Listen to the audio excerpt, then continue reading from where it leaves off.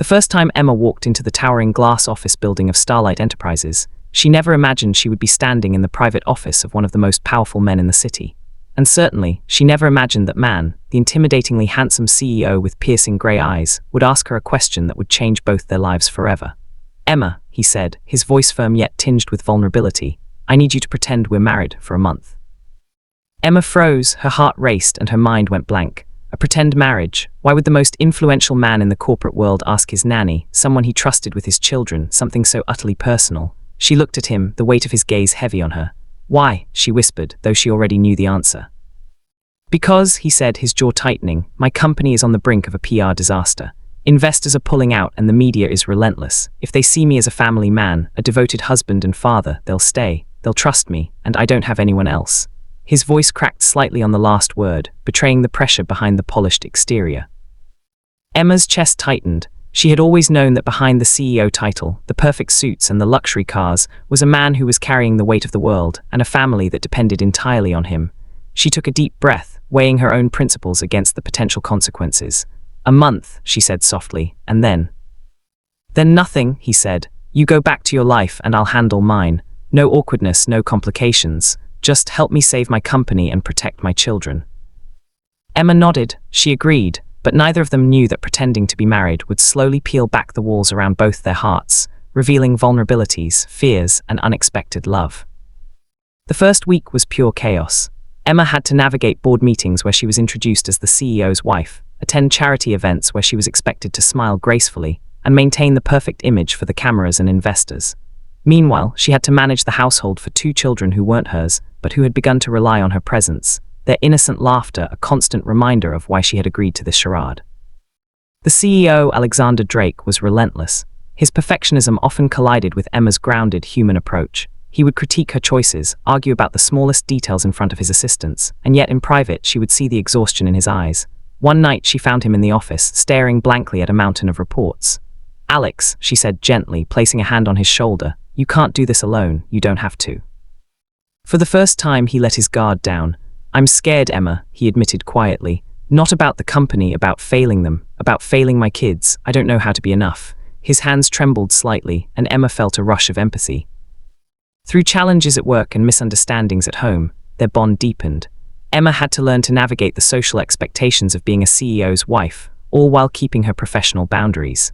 Alexander had to learn that showing vulnerability wasn't weakness, and that trusting someone, even for a month, could be powerful. There were moments of tension, of course.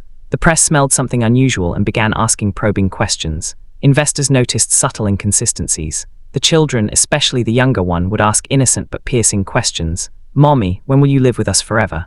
Emma had to keep smiling, explaining away the pretend marriage with a gentle reassurance that this was all temporary. Yet amid the chaos, small moments of tenderness bloomed. Alexander would make tea for her after a long day, sometimes leaving a note on the kitchen counter. "Thank you for being my strength today." Emma found herself laughing at his clumsy attempts to cook breakfast or read bedtime stories. She realized that the man she had thought she knew, the distant, demanding CEO, was layered with humanity, kindness, and heartbreak. By the third week, the media began to soften. Investors started to feel reassured. The company's stock stabilized, and Alexander began to breathe easier. But with the professional success came personal turmoil. Emma realized she didn't want to leave, and Alexander found himself facing feelings he had never allowed himself to consider. One evening, after a particularly exhausting day, they found themselves sitting on the balcony overlooking the city. The children were asleep, and the lights of the skyline reflected in their eyes. Alexander turned to her, voice soft, almost fragile. "Emma, I don't want this month to end. I didn't expect any of this. I didn't expect to care about anyone but my kids, and now," his words trailed off. Emma felt a lump in her throat. "Neither did I," she whispered. They sat in silence, letting the city's quiet hum fill the space between them. It was in that silence that they both understood. What had started as a pretense had blossomed into something real. The final challenge came unexpectedly. Alexander's biggest investor called for an emergency meeting.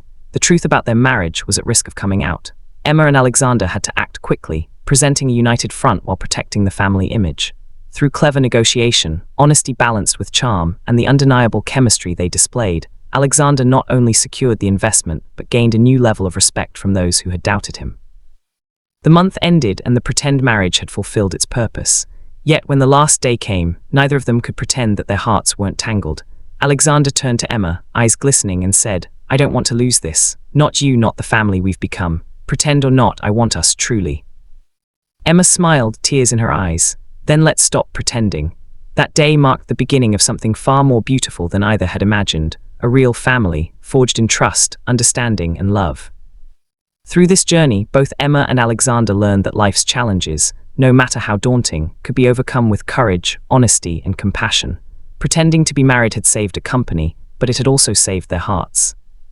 If this story touched your heart, don't forget to comment below with your favorite moment and tell us what you would do in Emma's shoes. And if you want more inspiring stories that make you laugh, cry, and believe in love, subscribe to my channel, Be Kind Souls, and hit that notification bell to never miss an update. Love, courage, and kindness, always.